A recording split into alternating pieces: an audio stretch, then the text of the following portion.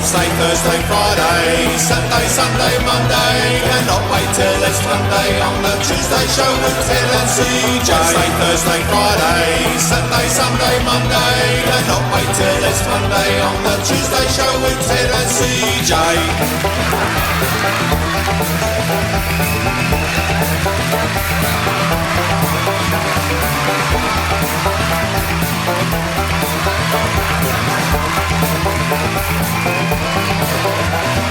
Wednesday, Thursday, Friday, Saturday, Sunday, Monday. Cannot wait till it's Monday on the Tuesday show with Ted and CJ. Wednesday, Thursday, Friday, Saturday, Sunday, Monday. Cannot wait till it's Monday on the Tuesday show with Ted and CJ.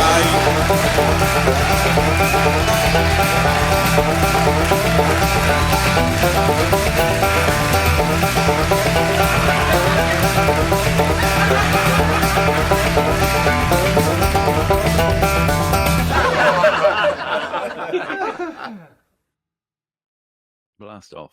Blast off. Blast off. Blasting whoop. Well, here we are. We're back. We're back. We were adjacent to live. Again.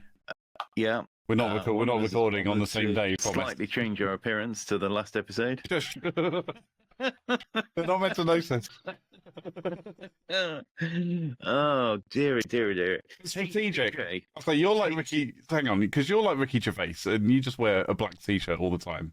Yeah. Whereas me, I have to switch it up.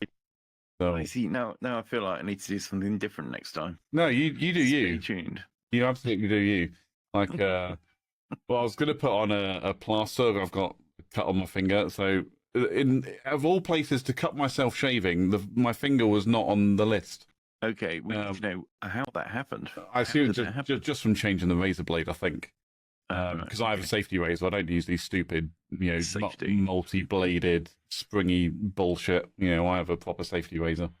Yeah, I think just through the process of changing, I think I cut myself. But anyway, but I was going to put a plaster on it, and I was like, but then I'd have to turn into like Keith Lemon and just have it on there all the time, whether I've got to cut there or not.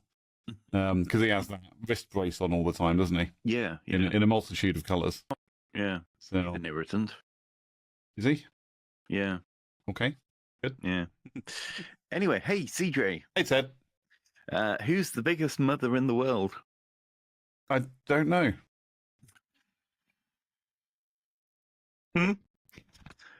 Maximum. Maximum. Yeah. Okay. Yeah. Is it Maxi Mum or Max A Mum? Maximum. Maxi Mum. Maximum. Okay. Yeah. Maximum. Okay. Good. Yeah. Anyway, so that's the bar. Yep. It's very low. Okay. Well, what have you got for me that's better than that? What, as in jokes? Should I tell you? No, hang on.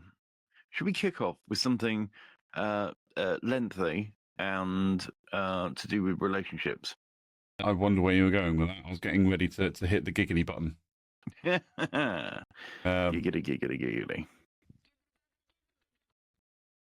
I did it anyway. Yeah. Because why not? Yes, let's kick off with something lengthy that's going to soak up a lot of time. Yeah. Where I don't need to say much. Okay, so I was on Reddit. Yep. Looking and seeing what's about. Okay. I saw this and I thought that's bloody long. That's what she said. What's going on here? This is hang on. This is relationship problems. Okay. But in some way, I think it could be, am I the arsehole? And I'm wondering if the writer is. But anyway, let's have a look. So it's, am I being risked?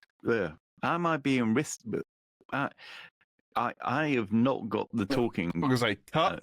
Try that again. Take 3. Am I being realistic, or should I move on? Okay. Hi, y'all. Hey there, y'all. Hi, y'all. Hoping to get some perspectives here, mainly guys, because I'm trying to understand and because I'm not sure if I'm being unreasonable or if my experience is common. I, 25F, or F25, and my partner, M30, have been together for 4 years. In the beginning, everything was great. Felt like the stars aligned. We connected instantly, had a long honeymoon phase, over a year, and were just so into each other. Things started changing around 2.5 years in. The first big argument was about him not helping around the place, setting the table, cleaning, dishes, etc. I told him I couldn't be with somebody who didn't pull his weight and was comfortable being such a slob, especially since he talked about us moving in together. At first, he got offended, but eventually he did make more of an effort. So they're all into each other, and then things started changing when she started an argument. Moving on. But over time, I started noticing a big effort imbalance. At the start, we would both surprise each other with little things: coffee, dinners, trying new places, and trying to have new experiences together. Later, I realized I was the only one still doing it. I was a full-time student working 2 part-time jobs, and he worked long hours too. I still made the effort and the time to plan dates, spend time thinking of the perfect, meaningful gifts, and come up with ways to spend quality time. Meanwhile, he would often blame it on being just too tired or too busy. Some examples: I planned all of our birthdays, anniversaries, and holidays. If I didn't, nothing would happen. I surprised him with gifts, little notes, flowers, and even big gestures like decorating his car for his birthday. He just gave me a quick thanks to say he liked it and moved on. Okay, well, I just want to pull up on a couple of things here. One is planning birthdays, anniversaries, and holidays. Whilst I get that obviously he could, get an anniversary gift or something like that, there's always going to be somebody who likes that kind of stuff more than others. Okay? Yeah, I agree. And as she is the woman, she's more likely to be into birthdays. She's more likely to know when the birthdays are. Now, I was having a conversation the other day, and I was explaining that outside of about 3 people, 3 or 4 people, of which 2 of them are related to me, and 1 person who has a very specific date for their birthday, I know no other birthdays at all. And the only way I would know if it's somebody's birthday, who is not necessarily a friend but certainly adjacent, is if it popped up on Facebook. Even then, I wouldn't probably be on Facebook to know it. So there was a time when it wasn't officially your birthday until somebody said happy birthday on Facebook. Yeah. Which is dumb. Yeah. Just say it's dumb. Now, I'm not a big birthday person. Me neither. And exactly. And I think what we have is what we share is both being chaps. Now, get in the chat, get in the comments, and let us know if I'm wrong. But I don't think birthdays are that as important to men as they are to women. And I'm slightly chilled by this idea of her making a big gesture like decorating his car for his birthday. I feel like I need to know more about this. In what way was it decorated? Was it decorated on the inside, on the outside? What the hell did she do to his car? Yeah, I mean, immediately I was just like, don't touch my car. Yeah. don't do anything to my car. Yeah. Please. Now, and I think a simple thanks is probably the best result she could have got from that. Well, I mean, yeah, because I've had a couple of thoughts myself, and yeah, I'm not as into birthdays as some other people. I think what I've been trying to do over recent years is try and be more in the game for other people's birthdays. You know, Mm-hmm. especially if I know that they really like their birthday or something. I'd just be like, yeah, I'll always send them a happy birthday, or depending how close I am to them, maybe try and get them a gift, or something. But yeah, I mean, I'm still not all over it, and I do also employ the use of my calendar to remind me of people's birthdays. There are some people who I just know. Like I know when your birthday is. I know when, a number of my close friends, I know when their birthdays are, but other people who I'm maybe not as close to, but they're still friends. I've got their dates in my calendar, and it will be when I get the reminder a week before, I'll kind of assess the closeness of that relationship to decide what I'm going to do, if anything. More often than not, I do nothing, but the thought's there, and you know what they say, it's the thought that counts. But they tend to have more people around them that they have birthdays for. I mean, whereas men, I mean, I don't know about you, but like I've got like 3 friends. Yeah, my circle of friends is very small. At least 20 years ago, and that's it. That'll do. Yeah. But as for the saying thanks for decorating the car, I mean, I don't know. I want to know what she's expecting. It's like, yeah, cool, thanks, appreciate that, and then that's it. We're just going to move on. Unless you're expecting, a mariachi band or something to, come along and sing thank you to you. I'm not sure what else we can do. Okay, you've done something for my birthday. Am I now supposed to thank you by taking you for dinner on my birthday? Is that what we're going for? I just don't know. It's the honest answer, so I'm not sure where we're supposed to go with that. Yeah. So that makes me wonder whether her expectations are a little higher than they should be. Moving on. He rarely planned dates or tried new activities with me. Saturdays, he'd be up and at wrestling practice from 9 till 12, then worked out more at home.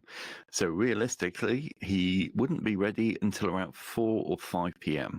And I mean, this was every Saturday, like it was a routine and rarely moved around it. Okay.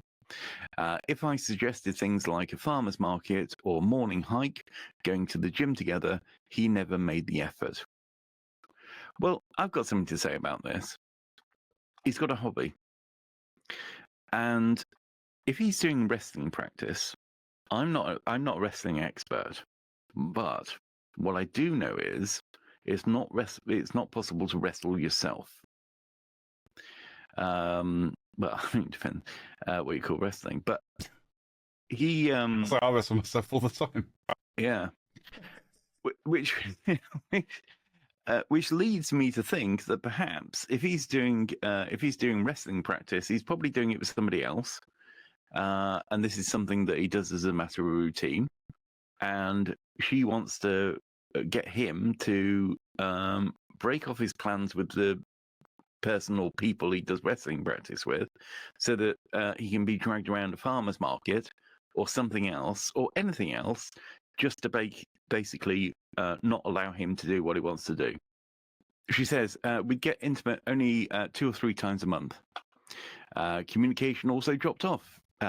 He'd text me in the morning, then I often wouldn't hear from him until late evening. I felt like I was waiting all day just to hear from him. Because they don't live together, presumably, at this point. Yeah. Okay. But again, it's expectations, isn't it? It's not even as though he's not texting her. He texts me in the morning, and then I feel like I spend the whole day waiting for him to contact me. Yeah. Like, yeah, it sounds like you've got too much time in your hands, and that's all you're thinking about. Yep.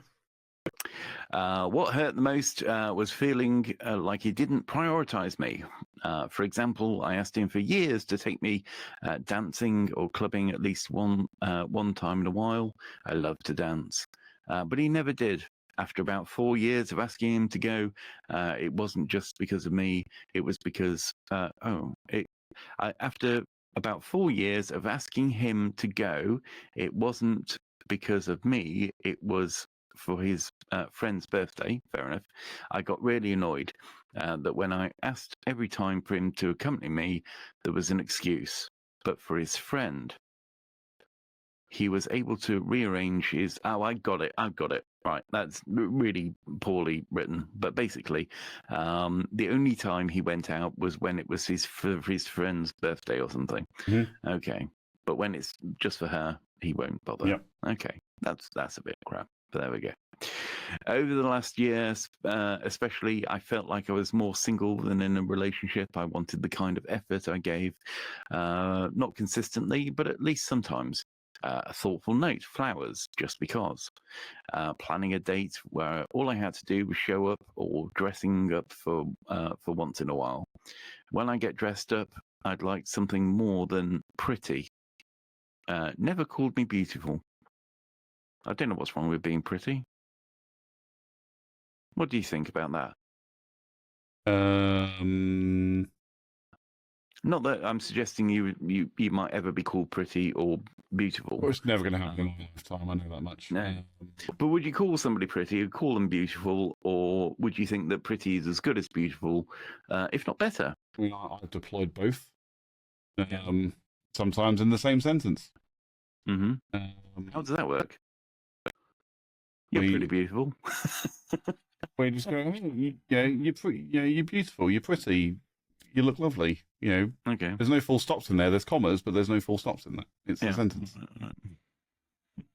Because grammar, motherfuckers. Yeah.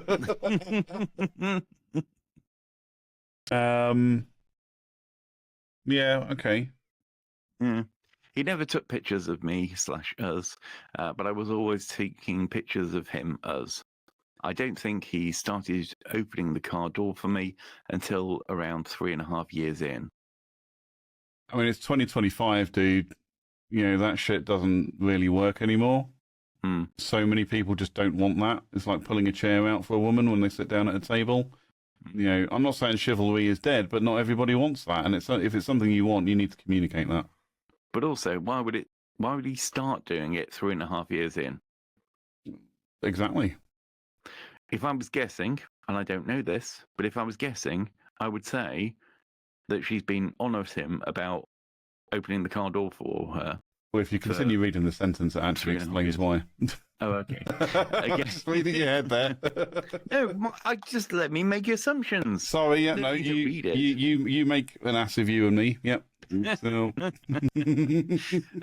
Again, only because I asked him to and said I'd appreciate it if he did that. Well, there you go. That was right. Yeah. I even made an effort to learn his language and asked him if he can at least make a small effort to start learning mine. I don't think she means actually language, does she? Does she? I mean, this would explain some of the issues that they've got if they can't even speak each other's language. Yeah, I mean, if there's a serious communication breakdown because of a language barrier, I mean, I'm going to make a wild assumption at this point that this person, is a native English speaker, and they're, and the boyfriend is not a native English speaker, so probably struggles to understand / communicate himself. So she's made the effort to learn his language, and now she wants him to be able to speak English more fluently.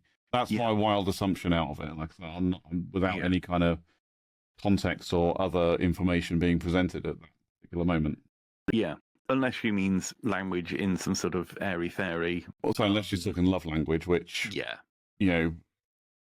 my love language is telling you to leave me the hell alone so I can watch TV. Put food in front of me and, Yeah. Your love language is bacon. It really is. Yeah. It's the old saying, isn't it? The fastest way to a man's heart is through his stomach. I mean... Well, yeah. Kind of true for me. Yeah. Yeah. If you're a feeder, I'm there. Yeah. Well, anyway, do you know what I'm interested in is what the final straw was. Anyway, the final straw was realizing that if he couldn't show up for me now, how would he show up in a marriage? Or when kids are involved? I expressed that I don't want to be in a marriage like our parents, where our mums have to buy themselves flowers on Mother's Day, or have to hold on attending concerts or going out to a fancy, or have to hold out on attending concerts or going out to fancy dinners because their husbands don't feel like it or say they have too much work. I also said that I would want the father of my kids to be involved in their lives and make time for them. But how can I expect that? How can I expect that for him if he's not even doing that for me? I encouraged him to find a better work-life balance, but he'd just say, "Yeah, I know," and things wouldn't really change. I felt like life was passing us by, and I was the only one trying to make it meaningful. Do you know what? I think there's a big difference between buying flowers on a regular enough occasion and opening car doors and knowing the difference between beautiful and pretty than actually taking responsibility for a child. I think it's a bit insulting to suggest that just because you're not exactly what I want you to be at all times, that you're somehow going to be standoffish with your own child. Yeah, I get that, but I also see her side of it as well, which is, if you're not attentive or you're just only in it for yourself, what's going to change if a child comes along? That's true. It's like when people say, oh, having a kid will fix your relationship. It really won't, if you're not committed to it. But the other side of it is ultimately you just don't know until a child is in the mix. Yeah. You just don't know. And it's like people have asked me whether I want kids or not. And I'm like, well, really not. I really don't. Because I feel like they wouldn't get the attention they need from me. I'd get really annoyed because I hate loud noises. And screaming kids is one of my triggers that makes me just want to put headphones on and zone out. Because I don't want to hear it. But if I had a child of my own, I don't actually know what I would be like. I would like to think that I would be able to step up and do what I have to do as a parent, but I can't guarantee that because of how I feel right now. But there's not, like I say, there's nothing until I'm actually there and in that position. I can't tell you what I'm going to be like. Yeah. And the same applies here. You won't know what that guy's going to be like until a child is actually there in the mix. But at the same time, I understand the risk of, if nothing changes, I'm going to be left looking after his child, or child, and he does nothing and I do everything, and I don't want that kind of deal. So I see it both ways. Okay, but here's the flip side of this though. She's saying, well, if he's like this now, what's he going to be like if we have a child? Well, hang on a minute. If her most important thing is decorating cars, going out dancing, and going out for dinner and things like that, that isn't necessarily fitting in with devoting yourself to being a good mother. It's the same thing. I would imagine that she's thinking, well, hang on, if we have a child, is he still going to be going wrestling every damn Saturday morning? In the same way that somebody else might think, well, hang on, she likes going out dancing. Is she going to be out dancing every weekend if she's got a child? The answer is probably no, but it's the same kind of thing, isn't it? People are different when they've got children because they've got different responsibilities, and perhaps she needs to appreciate that people will do different things when they're in that situation. Yeah. She goes on, I feel like I'm the one constantly carrying the bigger effort load. I know relationships aren't supposed to be 50-50 at all the time, but it's been like this for a while now. It's tiring, where even my guy/girlfriends joke, saying that I'm the boyfriend and the girlfriend. I won't accept his excuse that he's not good at relationships, in inverted commas, because during the first 2 years, the effort, care, and thoughtfulness was there. So here's my question for the guys here. Oh my God, there's a question? Oh yeah, there's a question. Here we go. Get ready for the question. Is this kind of withdrawal / low effort normal in a long-term relationships? Long-term relationships, do men just naturally settle in and stop doing the little things? I'll be honest and say maybe this is where my unrealistic expectations come from. But I kind of thought when a guy loves his girlfriend, these things come kind of natural because you have this want to do it for them and make them feel special. I understand maybe lack of relationship experience may play a part, but with the right person, it sort of clicks in a sense, or they bring this loving behavior out of you. I brought this up to him multiple times, bet you have, about every 3 to 6 months for about 2 years. But recently, since this February and that his friend's birthday party, I started to think I need to move on, since when he does change, it only lasts for 2 weeks and back to the same cycle. If your partner's voiced concerns like this, what would y'all /did y'all do to improve? Stop saying y'all. That's the first thing I did. Yeah. No. Yeah. Just kidding. What was that? I'd also appreciate any perspective on whether I was asking for too much. Am I being unrealistic in wanting these certain actions, efforts, or is it fair to expect some yeah. Anyway. Yeah. All of that. Yeah, I can't pronounce that last word properly. There is always a settling in period. I think everybody in a relationship would agree with that. Or there's the honeymoon period, and then you settle in. Mm. But at the same time, I don't know. I can only go by what I think is correct. In that, okay, things may not be 50-50 all the time, but you put in that effort to make it as easy. Well, for me, like I say, you try and put in the effort to make it as easy as possible for your partner as you can.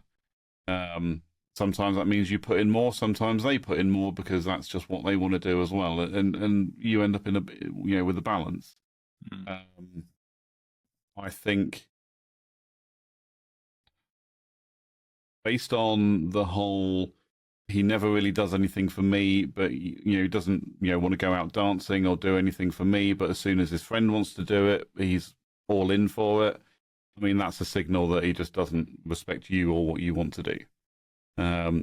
Or it's a signal that because his friends don't do that very often, when he gets the opportunity to go out with his friends, he then takes that opportunity rather than going whenever it is that you want. But again, without really a lot of context around how often she wants to do it, it's a bit more difficult to kind of pin down. I think she's being unrealistic. No, sorry, I don't think she should have to just move past it. I think if there's genuinely things that she wants to do, she needs to be more, keep communicating to try and get things to change to more to what she wants, but also have a bit of understanding that maybe he doesn't want to do all that kind of stuff. Like I say, it goes both ways. Anyone can ask me to do anything, but if it's something I really don't want to do, I'm going to tell you I really don't want to do it. I don't know. That one's tough. I don't think she's being an arsehole. Particularly, it sounds like she's tried communicating and he's just not listening. At least that's how it's been written. Which, of course, it would be because it's written from her side. Exactly. Yeah. And that's what it always is, isn't it? It's how they're perceiving it, but then we don't get to see the other side of it to really understand it. But I don't know. I don't know what to think. I mean, it sounds like she's just unhappy and should probably leave. It sounds like they haven't moved in together, so you're not losing anything there. Well, you say that, but they're still lost. I mean, it's still been quite a few years. Yeah, I thought it was. Yeah, so it's been 4 years or so. Well, I would say that as far as her expectations are concerned, maybe her expectations are a little bit higher than they should be. She talks about the honeymoon period, and yes, the honeymoon period is not going to last forever. But maybe she should look at actually what the positives are. Yes, he does have a hobby. Yes, he goes out. Obviously, he's keeping himself fit and active. Is he working? Yes, of course he's working.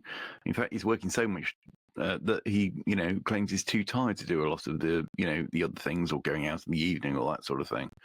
And also she's clearly managed to train him to open doors for her. So I think maybe she's at risk of being a little bit of a princess, and there is an age gap. I think it's only 5 years. I can't remember. I don't want to move the thing now. It's only 5 years, but he's 30, he's cracking on with things. He's working full time. Yes, she's working part time, with a couple of jobs. But when they met, she was a student, so it's kind of a bit of a different, maybe a different sort of ethic, and maybe she just needs to come to realize that. And maybe she needs to perhaps do a bit more, for herself. If he's got a hobby every Saturday morning, maybe she should, look at what she could be doing to fill that time. What concerns me more, I couldn't give a toss, but no, I'm joking. But what concerns me more is the fact that maybe a lot of this is playing out in her head a lot, and she's kind of not necessarily in the right place. Maybe she's found a good guy, but he's got, he has got things going on. And he thinks that, I think pretty's a very, I think calling somebody pretty is a very nice thing. In fact, if anything, pretty makes you sound not only attractive, but also pretty's kind of, I feel like pretty makes you, like, sound younger than beautiful. Maybe, yeah. I could see that. Also, you could say, "Oh, that's a beautiful-looking horse," but I wouldn't say it was a pretty horse. That would make me sound a bit weird. I have heard people call horses pretty before. Have you? Yeah. Okay. So I've gone with a classic. Am I the arsehole? Oh, okay. For today's show. Yeah, well, I haven't done an Am I the Arsehole for a little while, so hey, go for it. I thought we'd do an Am I the Arsehole. So and it's not actually even showing on the screen yet again. So let me fix that. That's okay. We can retake that. No, we're not doing takes. This is a live stream. We don't do takes on live streams. Is it that one? Yeah, it's that one. And that's not even showing. What the fuck? Technology, everybody.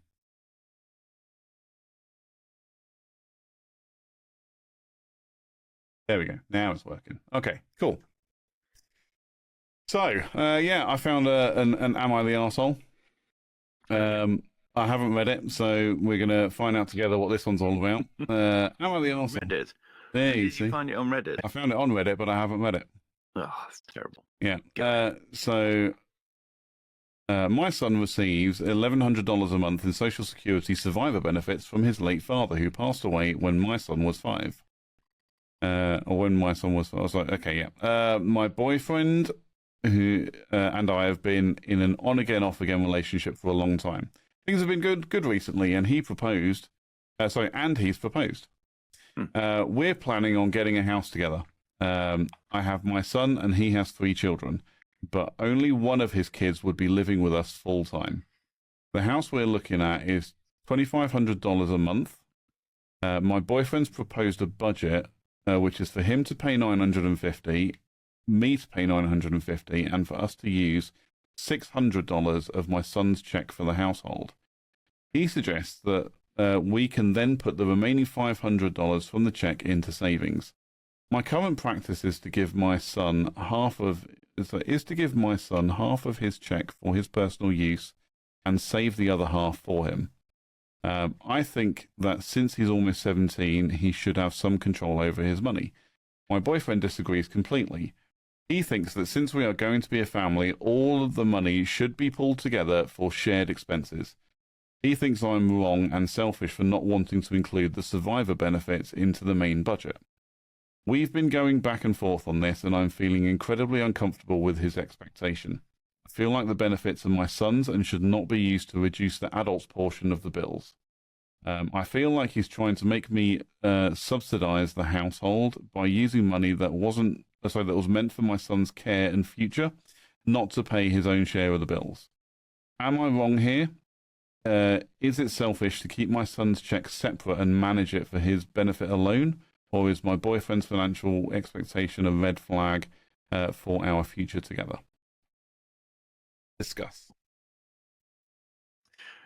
Well, I think, and this is am I the arsehole? Mm-hmm. Well, no.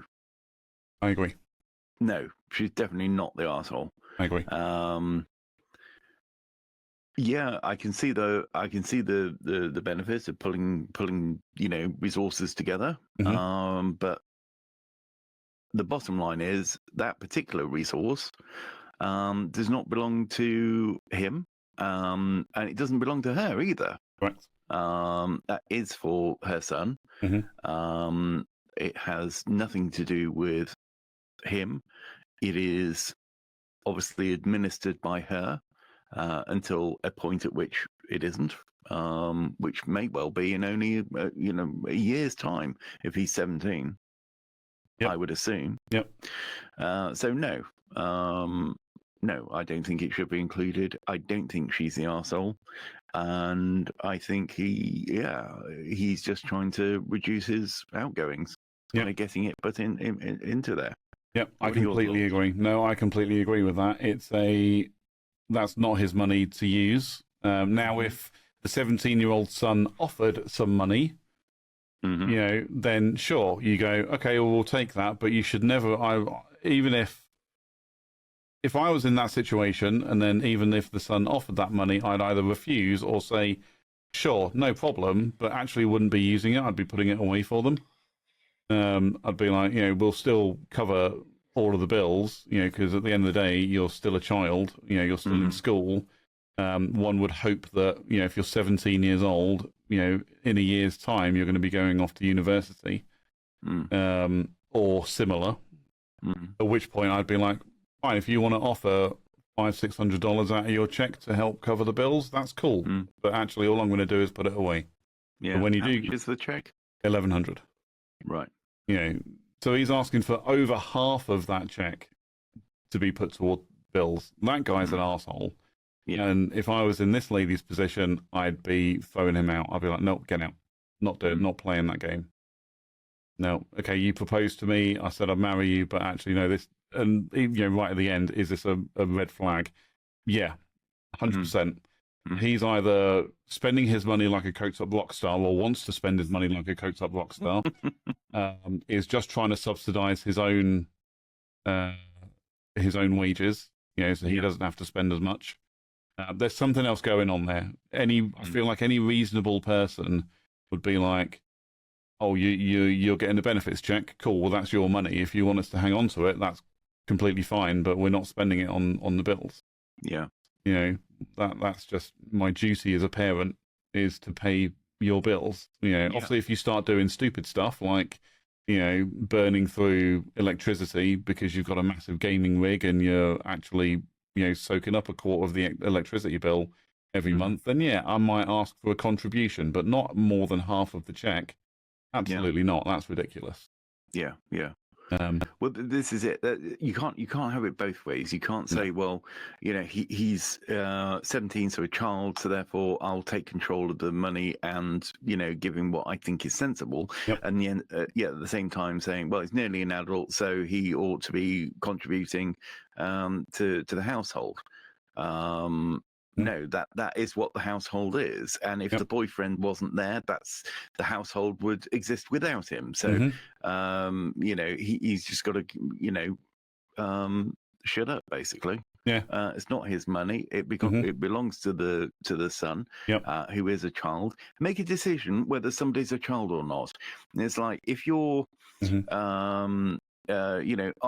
is somebody old enough to, because I mean, like here in the UK, we've got so many different ages for so many different things. Yep. Like the next thing is what does so the government are talking about? Oh, we want 16-year-olds to be able to vote. Yeah, right. Okay, so 16-year-olds, we want you to we trust you with voting, but we don't trust you with buying a vape. Mm-hmm. We don't trust you with drinking beer, but we do trust you with the voting, and therefore deciding how much duty should be put onto a pint of beer. Mm-hmm. That makes no sense. Well, that's it. 'Cause at the moment, it's 16. You're illegal in the UK. 16, you are an adult. Yeah. You're no longer a minor when you're 16. But you can't learn to drive until you're 17 unless you're disabled. When you can learn at 16. Mhm. But it's 17 to drive, 18 to drink, vote, and gamble. Yeah. And it's like, Oh, and 16 is also the age of consent over here as well. Yeah, absolutely. But also, let's say you're a political party and you want to attract a voter in your area, and they're 16 or 17, or no, if they're 16, you wouldn't be able to send them a message because that would be considered to be what do you call it? A safeguarding issue. Yep. So what the hell? You need to have one age and just go with it for absolutely everything. Somebody's an adult, somebody's not an adult. Yeah. Oh, actually, no, sorry.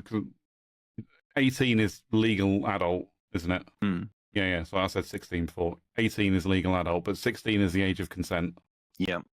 17 to drive. Yeah. 18 legal adult where you can drink, smoke, vote, gamble. Yeah. But again, it's just as weird in America, though. It's you can learn to drive at 14, I think. Mm-hmm. You got the age of consent is 18, and you can what is it? What else is 18? Yeah, age of consent is 18, but then you can't drink, smoke, gamble is 21 over there. And I'm sure there's more to it and more nuance. And some of it's going to be state specific, but it's very different from what we have over here. But again, it's that even just the bits between the age of consent and legally being an adult, why are they different? Someone's old enough to consent to sex, but you're still not allowed to vote. That makes no sense to me at all. But back to this bit, it was that. So my parents, I don't know how your parents did it, but my parents were very much like, you're in school, you're learning, we've got everything covered. At the point you get a job, you start paying rent.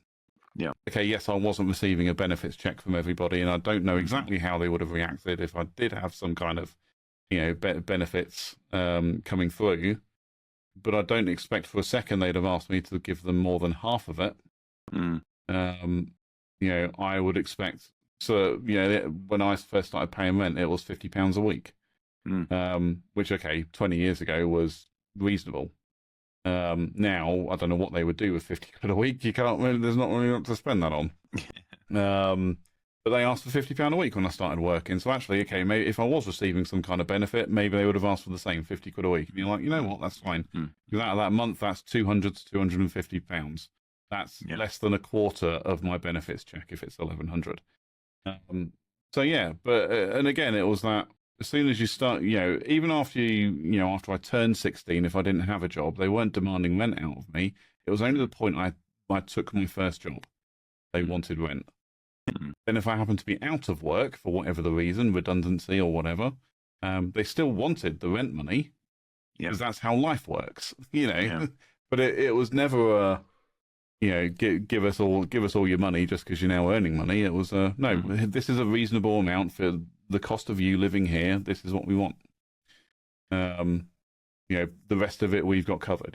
We cover cover the mortgage, we cover the gas, electric, and all of that stuff. The cost of your contribution to that, including the food as well, is £50 a week. Okay, fine, reasonable. Does this check last into adulthood, or is it just until he's 18? Great question. I mean, survivors benefits checks. I don't know. I don't even know what a survivor benefit check is.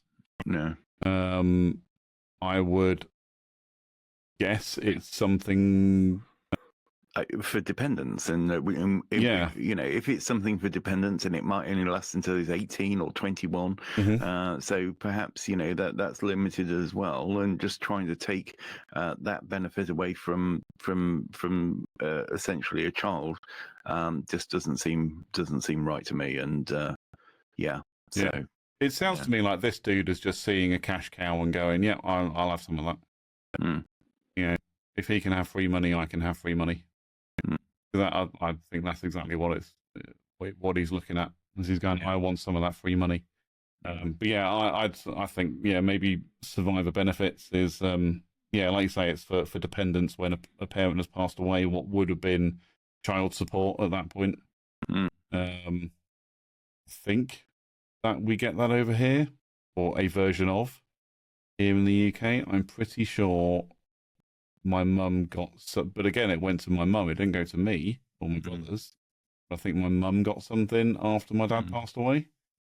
But I can't guarantee that. I'd have to ask. I'd have to go and ask the question. Yeah. But again, this could be something that's employment linked. We don't know. We don't have those details. But no, it certainly, she shouldn't be changing the way she does things, giving him some spending money and saving the rest. Yeah, exactly. Keep doing that, and tell your boyfriend to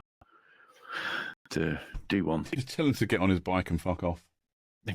Genuinely, that's where I'd be with that. If someone did that to me, I'd be like, no, get out. Yeah. You're not playing that game. Yeah. I'm interested in some of the things that some people are saying. I've got a big red flag, very big and red. OP, your fiance wants to steal from a teenager the money available to him because of his dead father. Do you want your son to go to NC? Because this is how you get a son that goes NC. I don't know what NC means. Yeah, this is very low base behavior, like lower than well digger's heel. Yeah, okay. This man is knee high to a grasshopper. Yeah, basically everyone's with this person. Someone's written a very long reply. This will be interesting. I'm going to read this one real quick, and then we'll move on to the next thing. Okay. This is the kind of guy who is bitching about how his ex and her new family are living high on the hog off the child support that he pays, and therefore sees the money meant for this kid's support to do with as he pleases, because he thinks that his ex does with the money he pays for his kids. And maybe she's doing that, but that's not what needs to be going on here. That's a good point, actually, because he's probably paying child support for the other two kids that don't live with him. Yeah. That's actually quite a fair assumption. I never understand what people see in trying to turn an on-again, off-again relationship into a permanent relationship. Anyway, I've never heard of one working out. There's a reason the couple is not able to keep the relationship together when it's on one level. And then they want to increase the level. It's not going to work. I hope OP tells a boyfriend that she's been thinking and that they need to wait to move in together until her son is off to college. Yep, I agree with that. Don't even mention the money. Just talk about how you don't want to disturb anything in his life. Blah blah blah. It actually says there blah blah blah blah. By the way, that's not me saying it. Oh, whoops, that's not what I wanted. It's a critical time, blah, blah, blah. His reaction will speak massive volumes as to his real motives. And yes, for any parents reading this who may be in a similar situation someday or currently are but not yet dating, do you ever, under any circumstances at all, tell your partner what kind of money your child gets, even if they assume that they could be getting survivor benefits or whatever? Just say that other parent had it set up in some way where it goes through their grandparents or something, or that it wasn't set up that way, or they weren't eligible for some reason. I don't know. But don't tell them anything about your child's finances. They do not have any right to know, and there is absolutely nothing wrong with you withholding that information. Or yeah, fine, I'll call it out for what it is. Straight up lying about it, because they have no right to even be asking for that information to begin with. And there is nothing wrong with protecting your peace by lying in response to inappropriate questions. I could get behind that. Yeah, if I was in that situation, someone said, but again, how would that even come up in a conversation?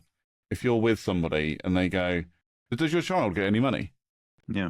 You know, what would you do if like, you know, and somebody said to you, does your son receive any kind of benefits? Well, I mean, I'd hope the answer is no, whether it's the truth or not. But no, they don't. I don't feel like I would be having that conversation with anybody. Exactly, but it's like, how does that even come up? You know, what a weird thing. But yeah, anyway. And for anyone reading this who may be dating someone who has a child with a dead parent now or in the future, the money that child may receive from the dead parent / as a result of their parent being dead is not your fucking piggy bank, and no, you don't get any of it. And I don't care if the kids' dollars are supposed to be contributing to keeping a roof over their head. That is for the remaining parent to pay and contribute, not them personally. Yeah, that's exactly what we were saying. Their parent can distribute the financing as they see fit, not how you and your greedy ass sees fit. And no, it does not mean under any sort of circumstances whatsoever that the parent of that child should be paying a larger share. You all still get to contribute equally because you are the adults and you are who's paying, and you're who's paying it. And finally, people, let's be real here. If you are dating some motherfucker like this, DTMFA, ditch that motherfucker something. Motherfucking arsehole. Ditch that motherfucking arsehole. I think that's what that means. This is not a nice person, and they will not be a nice person even when the kid is gone and the source of turning them into some warped Smeedle is removed. The kid are the kind of arsehole that thinks they can they are entitled to the funding your child gets from their deceased parent, especially when y'all aren't even married yet. Says everything you need to know about their character. Basically, basically just agreeing with everything we said. Yeah, that guy is an arsehole and needs to fuck off. Yeah. Also, more to the point, even if it was even if it was more money, let's say, for example, that kid had a bit of a sideline as a content creator on YouTube and was doing really well and making lots of money. Okay, maybe they might contribute a bit and they might pay, you know, even if it's like the market rate for renting a room in a house. Yeah. Something like that. There should be no expectation of sharing it around because they are a child. Yep. Exactly. And that is there for their future. And that's it. This benefit is for that kid's future. Yeah. You know, and the fact that the mum, you know, decides that he gets half of it every month, but then the other half goes into savings, fine. And that's then up to that kid what he wants to do with that $550 every month. Yeah. And again, if he offered it and just went, well, look, you know, I'm living here and I've got some money coming in. How's about I spot you a couple of $100, you know, for my food, you know, or whatever. Fine. You then go, you welcome it with open arms, and you go, thank you very much. That's, you know, really generous, but you don't, just so you know, you don't have to do that. Yeah. You know, and make it their choice. But yeah, you should never demand that. And the fact that this guy is demanding over half of the check to go towards the household, no, he's a fucking money grabbing arsehole. Yeah. But I reckon it's probably because he's paying child support for his other two kids. And it is not cheap. It's like, I can't remember what the percentage is, but it's quite high. Per child of his. So if he's, let's say this guy's only earning, you know, $1,000 a week, as a random arbitrary number that I picked out of the air, he's probably paying 250 of that per child in child support. He's actually only coming out with 500 a week, and now he's going, oh well, there's an opportunity there to get another $600 a month, you know, tax free. Because that's the other bit of it as well. Is, you know, everything is taxed. Yeah. So anyway, life is taxed. Yeah. Anyway, that's enough of that. Okay. Well, I'll tell you what. On a lighter note, shall we have our cat of the week? Cat of the week. Meow meow. Meow meow. Right, somebody that hasn't appeared as cat of the week before now, which is strange because they're quite a little bit famous as a cat, is Larry. Larry the cat, for those people that don't know, Larry the cat is a a smart-looking tabby, and he's the chief mouser at 10 Downing Street. Mm. And somebody said, drop a like if you think Larry the cat is the best thing in Downing Street. It probably is. It probably is. Yeah. I question though how much mousing actually happens. Well, I'm sure that these are old buildings, and I'm sure mice can find their way in. Yeah, probably. Yeah. Yeah. But yeah, so that's Larry the cat, often seen in the news. Okay. Just in the background, walking about. Walking around. Yep. Yeah. He's a So smart-looking cat, though. Larry the cat, the cat of the week. He is not the only cat though. Yeah. 10 Downing Street. But it did say chief mouser, which might suggest there are other mousers. Yeah. Well, no, actually. But Keir Starmer's got a cat. Okay. Yeah. No, he got a cat when he moved, well, shortly after moving in to 10 Downing Street. I don't know whether it was, look, I've got a cat, so I can't be that bad move. Maybe. I wouldn't put it past him. Yeah. So, And actually, I thought you were going to say, well, Keir Starmer, he's a pussy. So. But it's funny you should make jokes about Keir Starmer, because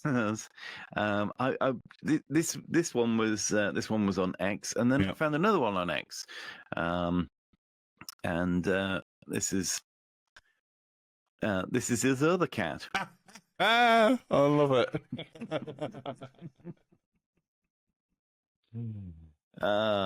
And for those people just listening, it's Keir Starmer saying, well, at least the cat likes me, and the cat is saying something to the contrary. Yep. The cat's dropping a C-bomb. Yeah, he's calling him a bit of a contrary. Yeah. Bit of a cunt. Well, Keir Starmer is head of the country. And that's very true. Take that, YouTube subtitles. So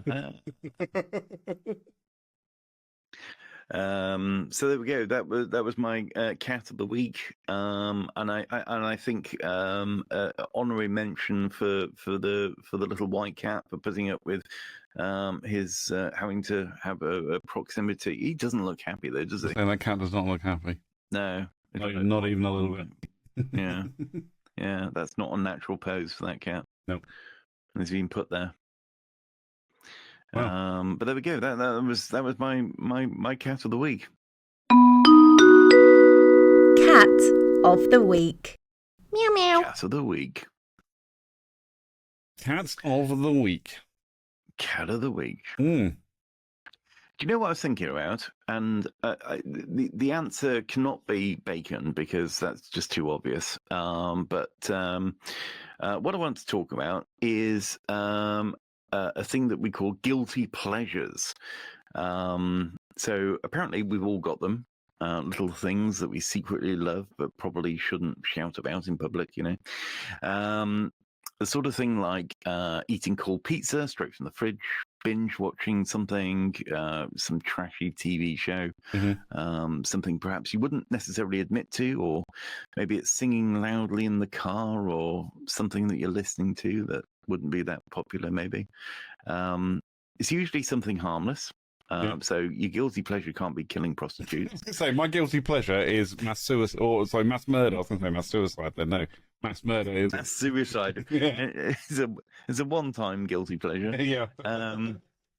But anyway, these are all things that we don't want people to know necessarily. But I'd be interesting to put that out and see if we get anything in chat or in comments. What are your guilty pleasures? I thought it might be worth sort of prompting this with a few sort of ideas of what could be a guilty pleasure. So, like, it could be food. So, or food or drink for that matter. It might be a spoonful of Nutella or peanut butter as you walk past in the kitchen, or every time you go to the kitchen. or in the living room or everywhere, or just walk around with it in the street. There is a TV show on Apple TV Plus called Ted Lasso. And there's a bit in there where he says he has an open jar of peanut butter on the counter all the time, so as he walks past, he can just dip his finger in and have a finger of peanut butter. Yeah, there you go. Yeah, well, there you go. So it might be just an occasional sort of fingering in the kitchen. It could be entertainment. What are you binge watching that's really just trash? Do you have any guilty pleasures, Ted? Well, this is what I'm trying to think of, and I tell you what. Let's go with entertainment guilty pleasures. I do tend to have at least one thing that I'm binge watching, and usually it's something that's been around for absolutely ages, and I'm only just getting around to it. Yeah, I wouldn't necessarily shout about it, but yeah. I mean, what was the thing that I tell you what I was watching? Again, I don't know if it's a guilty pleasure, but I was watching Soldier from start to finish, not so long ago. But again, I don't really like what do you call it?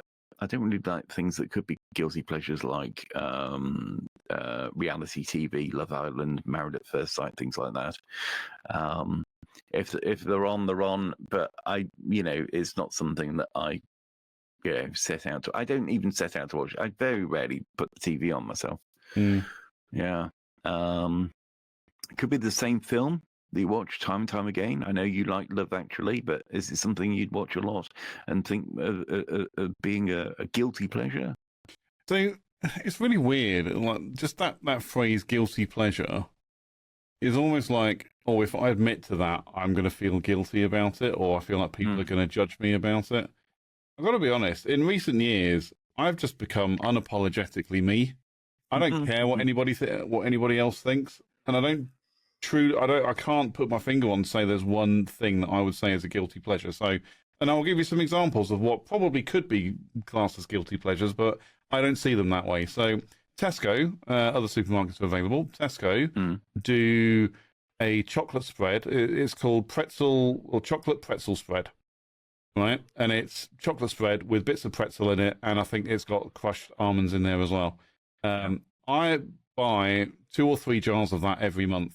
And I will happily just sit on the sofa with a teaspoon and a jar of that stuff. It is so freaking good that I don't care if my foot falls off because of it. Because I really, really like it. It was like a surprising find. I was like, I'm going to give this a try and just see what it's about. On some toast, and didn't really think much of it. But then I was feeling really lazy and a bit snacky and didn't want to make anything, so I just grabbed a jar and a teaspoon and started going for it. And I discovered that actually I really, really like this stuff, just literally like that. And I'll eat it like, a pot of yogurt. I don't care. I binge watch TV. So right now I'm binging Superstore on Disney Plus. Was on Netflix. It's now come over to Disney Plus. So now I get to watch that again. I actually find that quite an amusing show, because I imagine that's exactly what it's like to work in a Walmart in the US. Yeah. That probably could be a guilty pleasure because I'm binging that. I still love the Power Rangers, even though I've loved them from when I was a kid in 1993. I still quite enjoy it now. It's a bit cheesy and corny, but I still really enjoy it. I'm just me. That's the thing. People can ask me anything, and I will give you an honest answer. Whether I think I should be ashamed of it or not, I'm just not. Yeah. I'm just not ashamed. I'm just me. I'm just being my true, genuine self.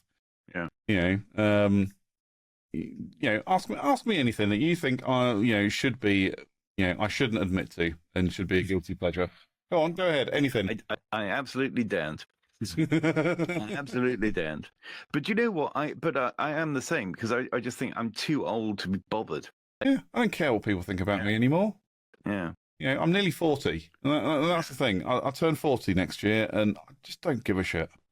No, I really don't care. It's like, if you don't like, if you judge me based on what I do in my spare time, as long it's nothing illegal is going on, because yes, I would absolutely be judging people if they're doing illegal stuff, but if it's just innocent, if it's what you like, fine, go for it. I don't care.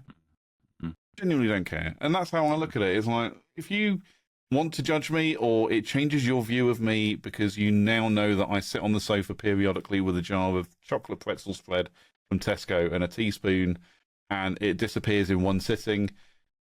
Are we really friends? You know, and are you the kind of person that I want to be hanging around with? Probably not.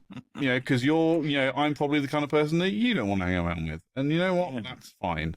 Yeah. You know, if you don't like the fact that I like to sit on the sofa of a weekend and binge watch TV because that is me time and that's 100% what I want to do with my me time, then fine, I don't care.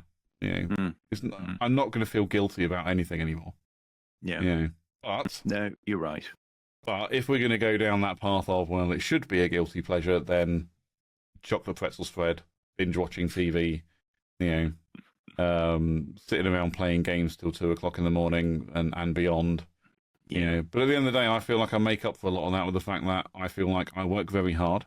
I am studying in my spare time. You know, I want to get a degree. I'm doing a lot of things to improve my life, and I'm balancing that out with the things that should probably be guilty pleasures. Yeah, but that's just me. Sorry, I clearly have quite a strong feeling on guilty pleasures.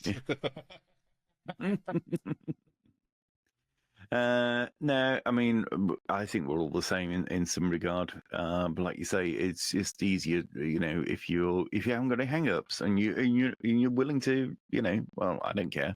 I don't care if you know that, you know, one of the things I really like doing is sitting there with a massive bowl of spaghetti with just cheese and butter. Exactly. I do that too. It's fucking delicious. Because it's so fucking good. Yeah.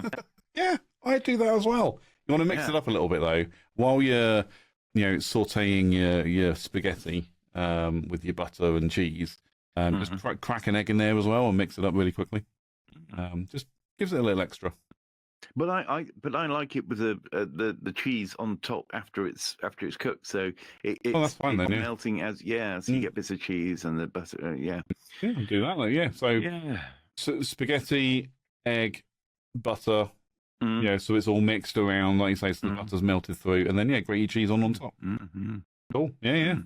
And anything like that, I'd quite happily devour for far too long in far too great a quantity for what's left of my rapidly shortening life because of it. You've definitely given me an idea of what to cook for dinner as soon as we're done here. So Mike. Yeah, I'm getting very hungry now thinking about all of this. But no, I suppose the only other thing in terms of entertainment is the doom scrolling. I mean, I have difficulty getting to sleep, and I will sit there and watch crap on Twitter or X or whatever it may be for far too long. But there we go. This is Get in the comments. Let us know, what are your guilty pleasures, and the fact that you're willing to tell us, it means that you're the sort of person that we would like. So you're actually comfortable with it. Bloody care. Yeah, as long as you're comfortable with it, who cares? Yeah, absolutely. Yeah. Judge not, lest ye be judged yourself. Indeed. Before we go,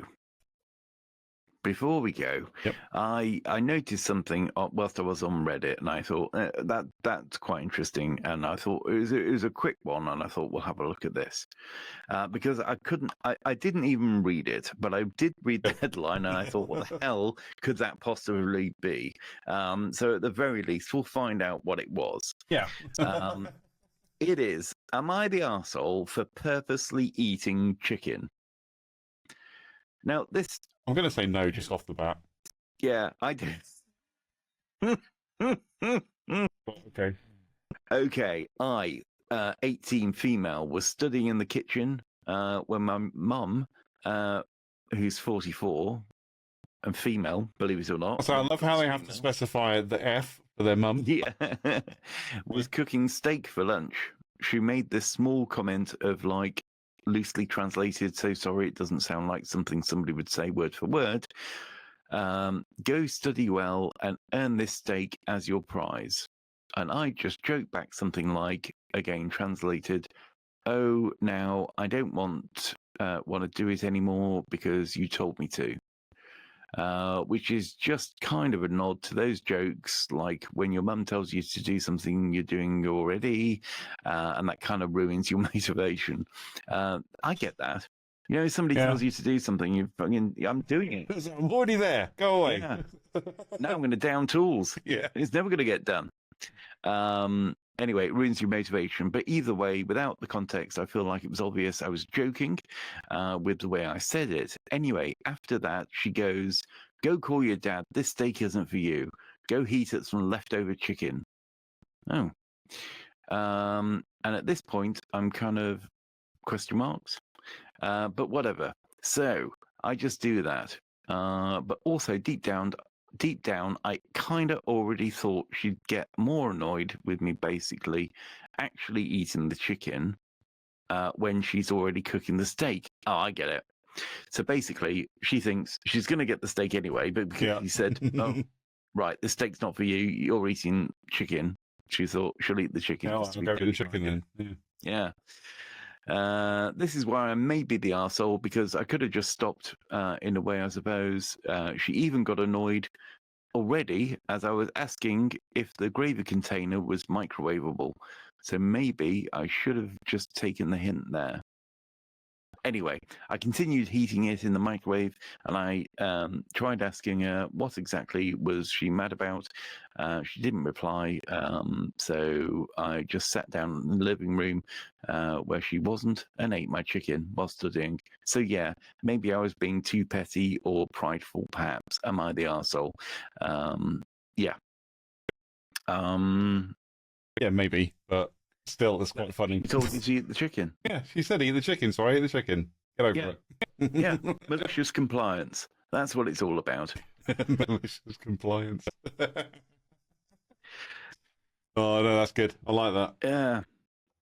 Anyway, I would like, again, this could be malicious compliance. You could say something we don't like, but I think we would both like to see plenty of comments down below. Tell us what your guilty pleasures are. Tell us what you think of what we've been looking at. And, you know, what's your favorite cat? Is Keir Starmer as the cat described? Get in the comments, let us know. And thank you for joining us yet again on this possibly live broadcast of the CJ and Ted show. You can, of course, be in the discussion by DMing me at Ted James Media, or you can DM the show. Or, in fact, you can email us at tjaneshead@thetuesdayshow.co.uk. That's the one. Until next time, goodbye. Thanks for joining us. Bye, everybody. I was going to say something really profound, but I can't